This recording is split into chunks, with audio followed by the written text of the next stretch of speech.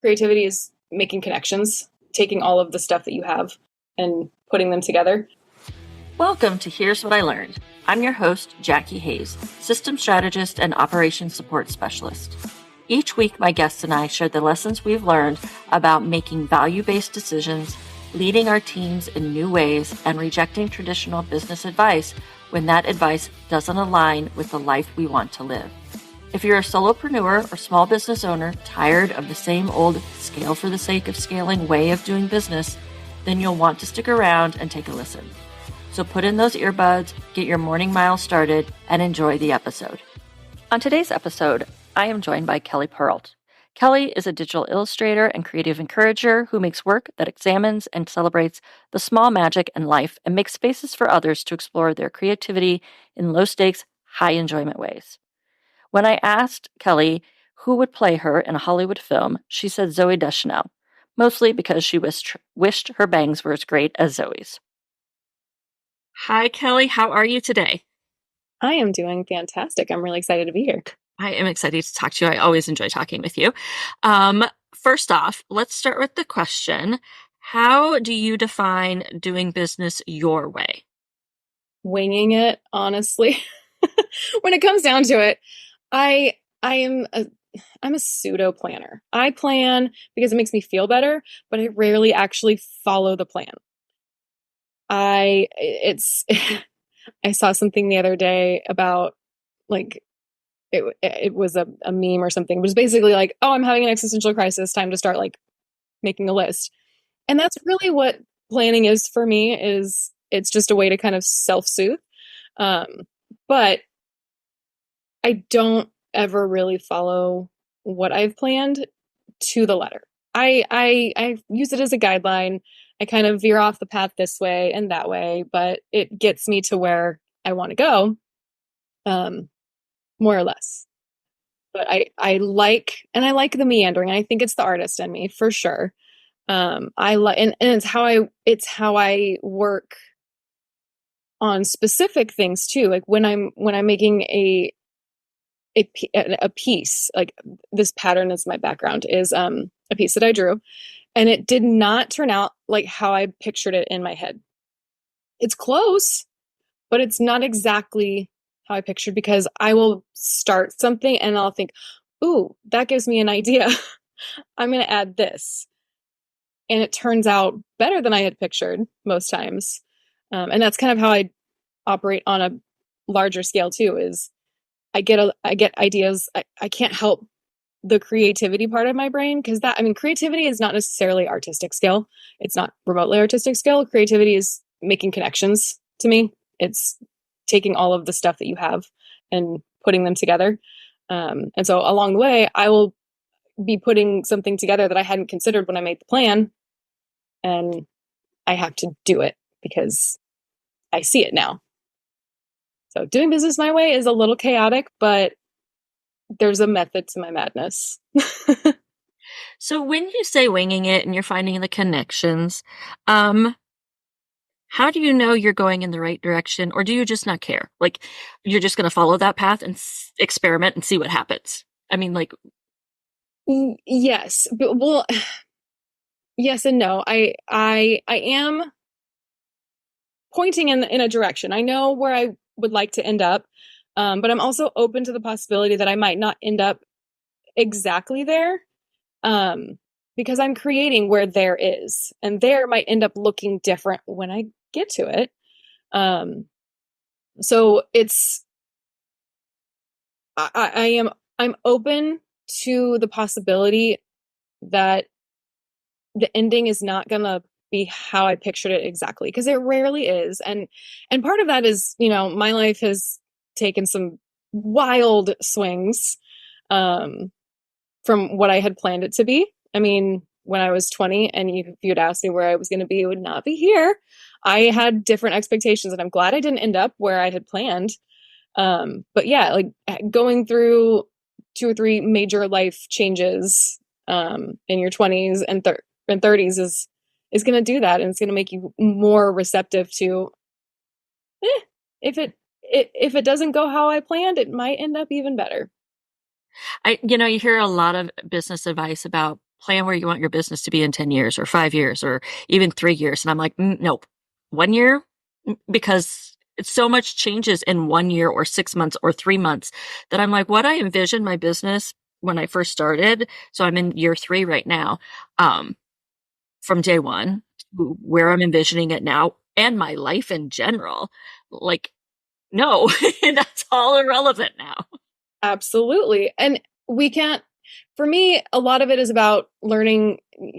I like to be in control of all the factors, and that's not possible. That's another thing is from my 20s to now is I've realized I'm not in control of so much, and being able to focus on the things that I do have control over, the things that I can affect, the things that I can do, and operate within a world that I have zero control over is more comforting than to think that I can control the situation. Like, no, I know I can't control the situation. I'm on the teacup ride. All I can do is hold the thing in the center and spin whichever direction I want, but the ride's still going to take me wherever it's going to go.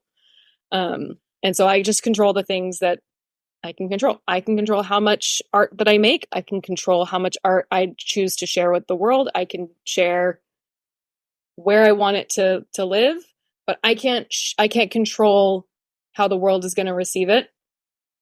And that's where I stop, not stop caring, but for lack of a better word, that's where my anxiety has learned to stop, and it's like, that's not my business. It has nothing to do with me. My business is making. Have you read Elizabeth Gilbert's Big Magic? Not yet. It's on So my yeah. She talks in there about how when you put your art or your writing or whatever you put out into the world, it's no longer yours. Like, it doesn't belong to you anymore. It belongs to them. And whoever it is that is looking at it, reading it, whatever, that is their interpretation of it. And you can't think of it as your baby any longer, because then you take it personally. You don't have any control because they have this completely different life experience that they're bringing to whatever it is that they're looking at. And it completely changes things. And she said something about being at, like a talk, and it was after Eat, Pray, Love or Committed. I don't remember which one it was. And somebody came up and she's like, I'm so glad that I read your book. And she started talking about all these decisions she had made because Elizabeth told her to do it in the book. And Elizabeth was like, my book had nothing to do with any of the things that she was talking about. Oh, that's like, maybe there was a sentence and she just extrapolated on the entire sentence. So, yes. Yeah. You can't control how people are going to interpret anything you say or do. That is definitely for sure. I've heard similar ideas about, like, yeah, when you put your art out into the world, or art's not finished until you put it out in the world and the viewer interprets it. I mean, 100%. I am in line with that philosophy, and that's a hard thing to do as an artist, but it's also kind of a thrilling thing to do, is to see how it's going to go. And also being primarily on Instagram and social media, sharing work multiple times and in multiple different ways on multiple different platforms, it's received in a different way every single time. Even if you share it on the same platform days apart, the reaction is going to be wildly different, most likely. And it's fun. And also it's a little bit freeing and relieves that pressure, because you can kind of lean back and say, like, okay, well, it didn't get well received right now, but I'll try again in a day or two, and it might hit the right person then. and that's like one of the reasons why I don't put a lot of stock into some of the metrics that we track. So like whether it's open rates or click rates or whatever it is, you can't control what the person's going to do. But what I can do is send out an email a certain number of times a month. And I can play around with subject lines to see like what kind of subject lines, but I ultimately don't have any control over what other people do. So I'm just going to set my goals on what it is I actually can do, and then just see what happens from there. Exactly. And that's kind of how I've switched to setting my goals. Because when I first started, it was, I need to make this much money and I need to get this many followers and I need to, and those were my goals. And it's like, I don't have the power to make that happen. I have the power to I'm going to share this many posts. I'm going to make this many reels. I'm going to send this many emails. I'm going to hold this many events. I'm going to send out this many cold calls, cold emails, pitches, proposals. I can do all of that by myself. And it's similar to making a piece of art and sending it out in the world. If I make that email and I send it out into the world gets to decide what to do with it. I've done my part. So tell me about the start of your business and its evolution, because even in the short time I've known you, I've seen an evolution in your business, and what that journey was like and how in that journey you have made it doing business more your way. Absolutely. Well, so you knew me when I was doing branding and web design, and that started, and that had taken a few different iterations, I think, even before you and I connected, undergone a rebrand and different names and things like that. But the very start of my business was back in 2018 when I was laid off from my marketing department job. I knew I was getting laid off when I was 8 months pregnant with my youngest daughter. Yeah. Fortunately, it lined up so that I was able to have her, keep my insurance, do my maternity leave, get a severance, and leave. And so my thought was, I don't have the capacity to, it's silly to think about now, but I was like, I don't have the capacity to be searching for a job. I'll just start a business. I'll just jump into the working part. It's so easy. But for me, the thought was, I'm going to just jump into doing the work and not doing the work to find the work. Right. And it was a rough start, but I did it. I built it up.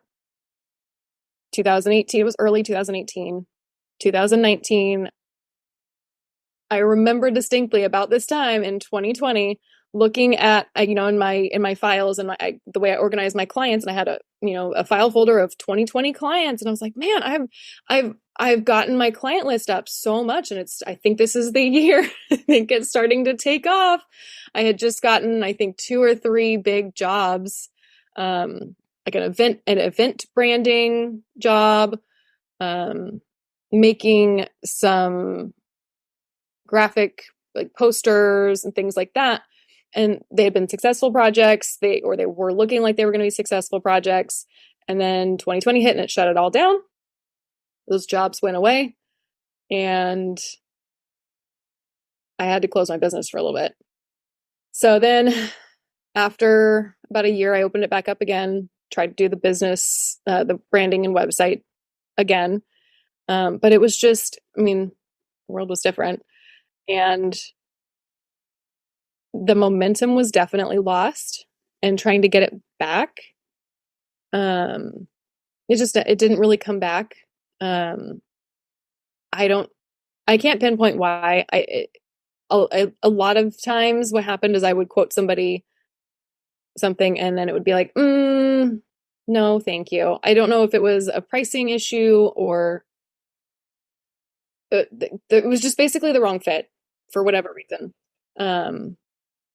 But I kept plugging away at it, and I got little jobs here and there, and they were fun jobs and rewarding, but it wasn't quite enough. And there were a few times I also, I would do my illustration as well, but it was more kind of like the side hustle to my side hustle. And I had like mostly stickers, keychains, stuff like that, and consignment shops. And I was making decent money on it.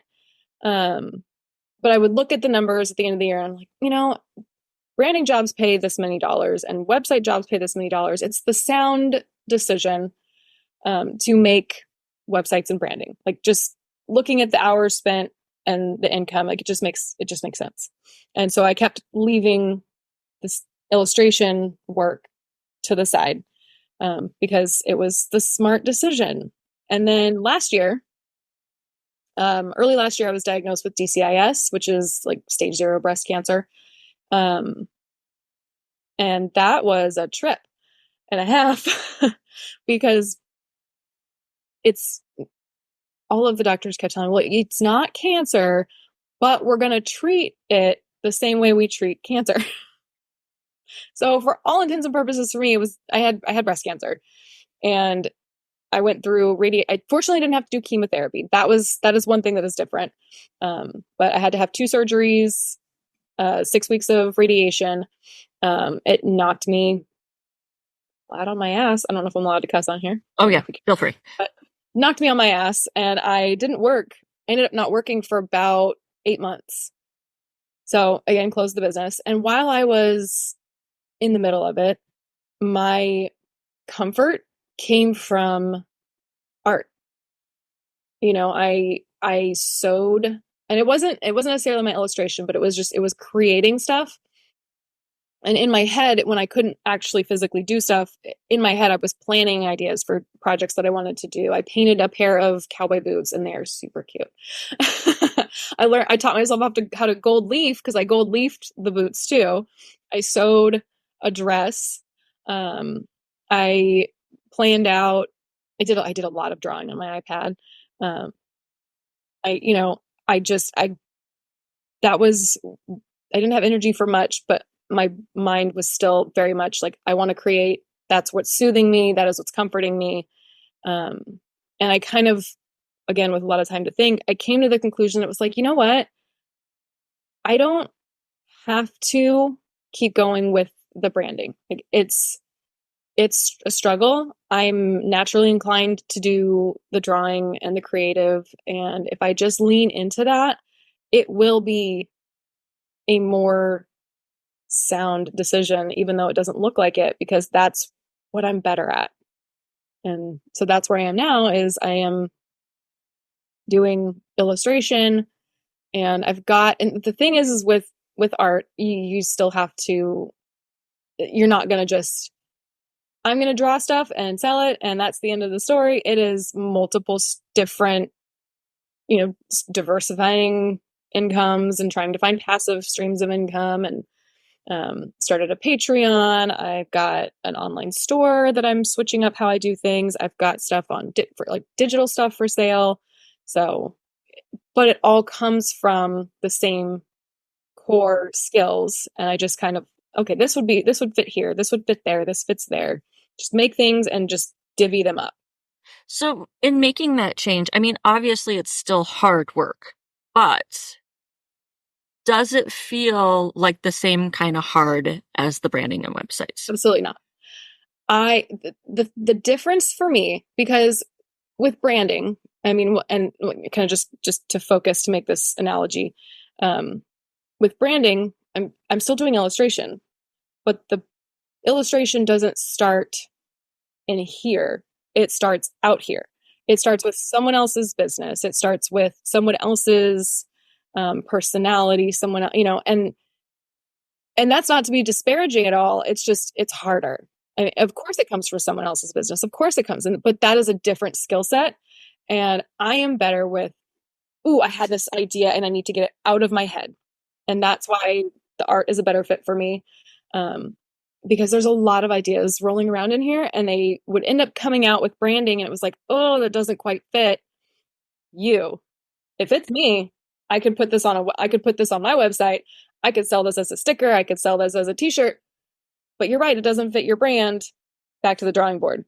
And there's also stress and pressure that comes with the branding, because you're holding someone's business in your hands. And I didn't like that pressure. There's much less pressure when I think, I have an idea for a t-shirt, and I'm going to make it, and I'm going to put it on my website, and someone's going to love it. I'm not making it for a specific person to love it, but someone is going to love this. Here it is. So that's why it's less difficult for me. And that's why it's a better fit, is just that pressure. I think when we're doing things that aren't a really good fit, not only is it hard work, but it's like a struggle bus. Like every day there's a little bit of a struggle to it, as opposed to the hard work, but it's natural and it feels good. And yeah, I definitely get into much more of a flow state when I'm working now than I ever did doing brands and websites.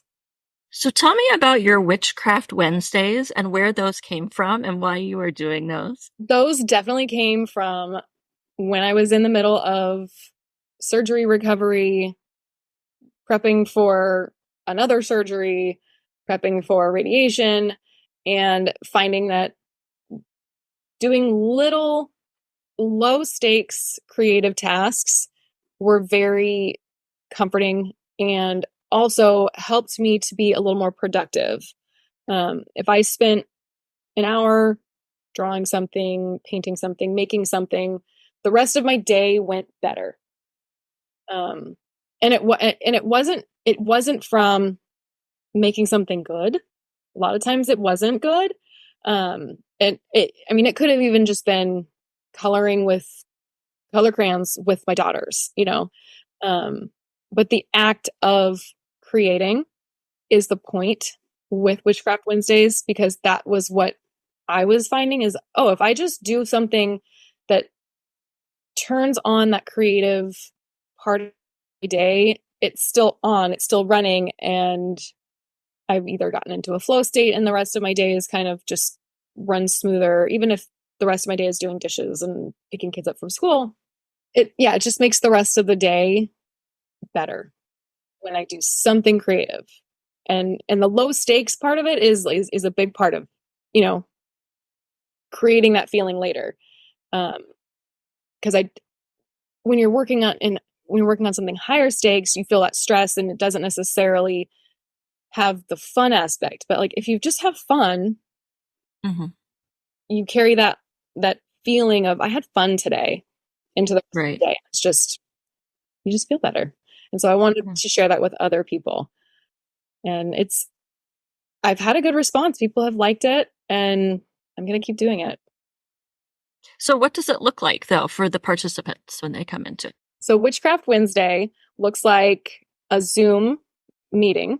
It's a Zoom meetup, and I'm on screen talking to people. I also have a second camera showing my desk space. And I give a simple walkthrough of a very simple craft project. And I mean, picture kindergarten, preschool level craft projects. Sometimes they only need like a pen and a paper. They don't end up, you're not making things to, you know, display in your house when you're done. Sometimes we're just coloring things. Sometimes we're just drawing stuff. But I will walk through, you know, a step by step. Actually, let me go back to the beginning, because the witchcraft part of it is I open the call up with, I usually start burning some kind of an incense, which doesn't go through the screen, but it sets the mood. It sets the vibes. I get everybody kind of talking and in the conversation. How are you? How's your day? What's going on? Just get a general feel for how everybody's day is going. And while I'm doing that, I'm shuffling my tarot cards, and I pull one card, and the point is to set the intention for the day for all of us, just to kind of have something to focus on. And so then I have the card sitting out on my desk while I am doing the craft. So it kind of brings in that little magical aspect to it, while also creating, like, creation for me is literally magic. You're taking something that you only pictured in your head and you're making it a real thing. That is, if that's not magic, I don't know what is. So all of us making stuff together definitely feels like a magical act. Even if what we're making isn't permanent, it doesn't sometimes, like, I will make stuff and throw it away because the point was to just be making.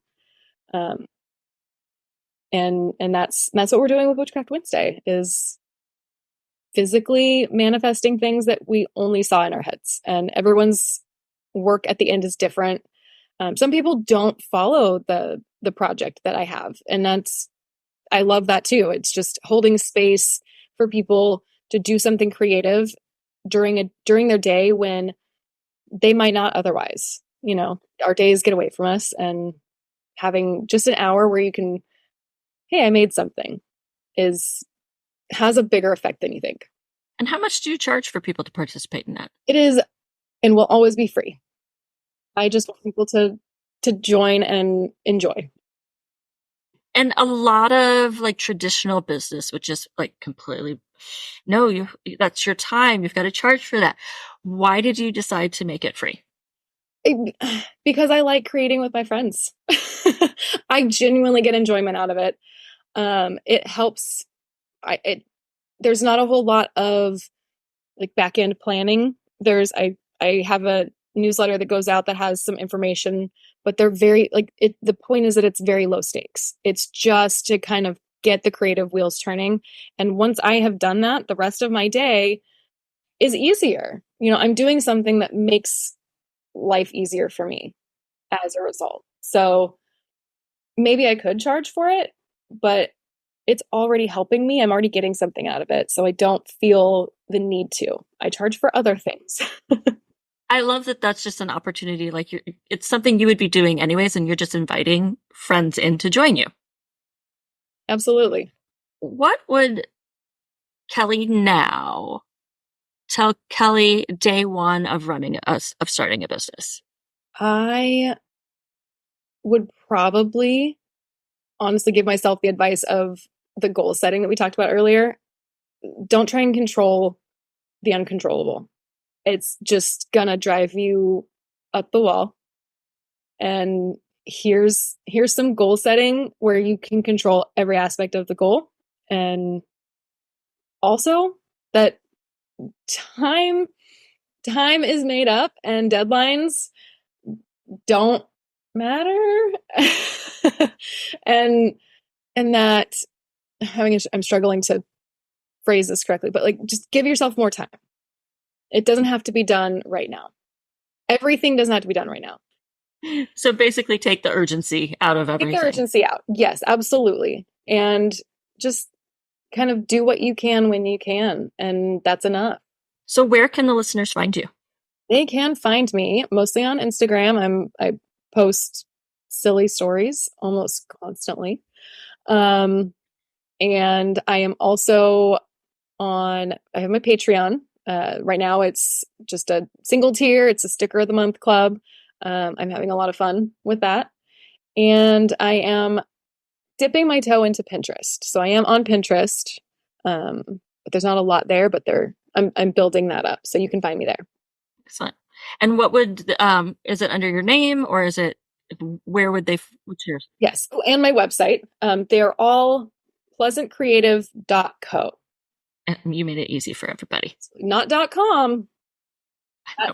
Not go. It's people sometimes. .co. .com was already purchased and I couldn't get it. Thank you so much for being here today. Thank you for having me. I enjoyed this so much. It's always great to talk to you. Thank you for listening to another episode of Here's What I Learned. You can find the show notes and transcripts at jackiehayes.online/podcast. If you enjoyed this episode, please be sure to leave a review and follow the show. Be sure to find me on Instagram at JackieHayes_OBM and let me know what you learned from this episode. Catch you next time on Here's What I Learned.